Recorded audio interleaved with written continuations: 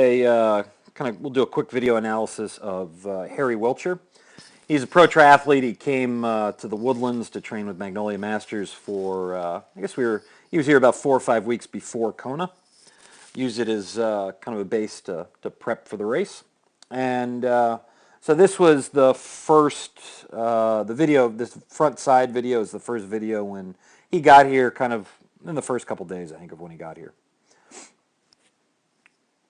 So you can see Harry's got, kind of an ITU stroke. That's his background. You can see that it's very much a shoulder-driven on that left side and a hip-driven stroke more on the right side. We'll talk about later kind of why that's going on and how it's kind of pretty common within the triathlon world to see kind of a shoulder-driven stroke or to this kind of hybrid hip-driven, shoulder-driven stroke and why.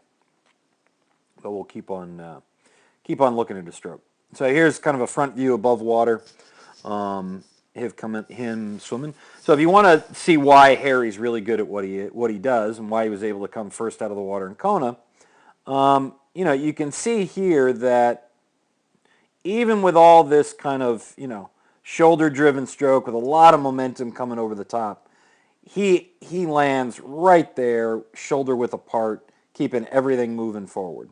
And then you can see the same thing even with this hip-driven stroke on the right side, again, right in line with the shoulder. And that's what we want to do to keep that momentum going forward. We don't want to have to correct for anything, any momentum that's really non-linear. We want to keep everything really going forward. So we'll keep on going. So here's kind of a side view of Harry. And here you'll get to really see what I was talking about earlier with the hip-driven, kind of shoulder-driven stroke and why. So if you think about, the first thing you want to think about is in swimming, just like in running, there's a cross connection between the right shoulder and the left hip and the right hip and the left shoulder. So it's cross-connected like that. So typically, you want to see that the shoulders and the hips are moving together, and there's a really great connection through the core. So the core is providing a lot of stability and power for the stroke. And it all kind of centers around those hips in swimming when you want to be really efficient. So here we'll move it forward again. So you can see Harry, there's a lot of movement on that left side. So look kind of right in there. There's a lot of movement going on that left side. But then when we back it up again, and what I want you to do is focus now on the right side of Harry. So you can see there's a lot of movement on the left side, hip going up and down with the stroke and the shoulders. On the right side, it stays fairly flat. For Harry, he's got some issues kind of around his glutes, especially that right glute, that is more than likely preventing him from firing that hip on that side. And I typically see this a lot with triathletes where there's so much running and biking happening, and those hips are just really, really tight. The hip flexors are tight. Everything in that hip area is just tight or kind of not firing really well. And so it becomes difficult then for triathletes to get better in swimming when the hips are that tight and it becomes just a shoulder-driven stroke. Harry's done a really great job of adapting to kind of what he's dealing with right now to still produce an efficient stroke. But he's got a lot of time in the water. He's a talented athlete, and then we'll see some more stuff down the road where you get to see where he's doing stuff really well.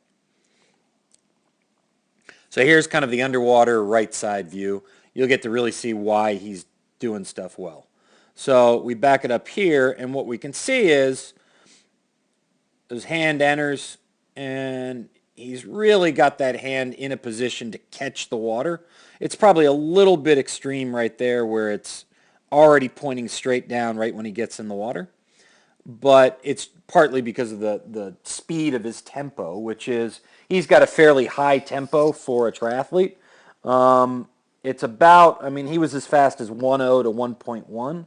I had him, we worked on getting it up more to about 1.2 while he was here. And I think in Kona, he was, during the swim, he was somewhere between 1.3 and 1.4. Most of the guys in that front pack in Kona are anywhere from about 1.4 to about 1.6. So Harry's on the, you know, the really fast end of that tempo. So the other thing that you can see here is Harry does a really great job of getting that wrist below the elbow, elbow below shoulder.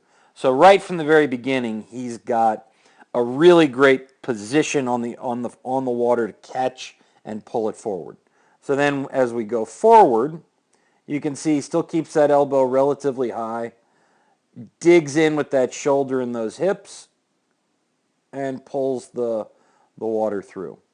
I think there's probably, if we're looking, one of the ways Harry could make him pick up a little bit of time is you can see that right now he's looking pretty much straight forward. And what that's going to do is that's going to impact that back end. So once we get past here, so you can see here with the back end, he's got a slight kind of downward angle from the shoulders back to the hips. And that's just because that he's looking straight forward. And we can see kind of right here, you know, it's this gap between kind of his hips and the top of the water line. And that's even with, you know, he's got a pull buoy on right here.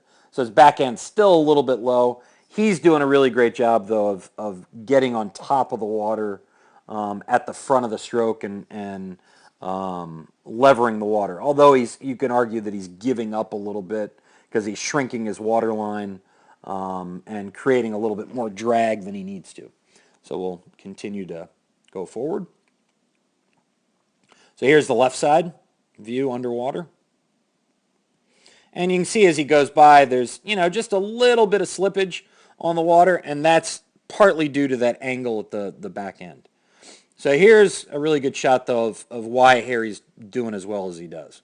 So if we look here, we'll kind of point out where the midline is. So there's midline. And, you know, just like when you entering the water with the stroke, you don't want to cross that midline. You want to kind of be shoulder width apart. Here you can skirt the midline, and that's where you're going to get a lot of power in the water.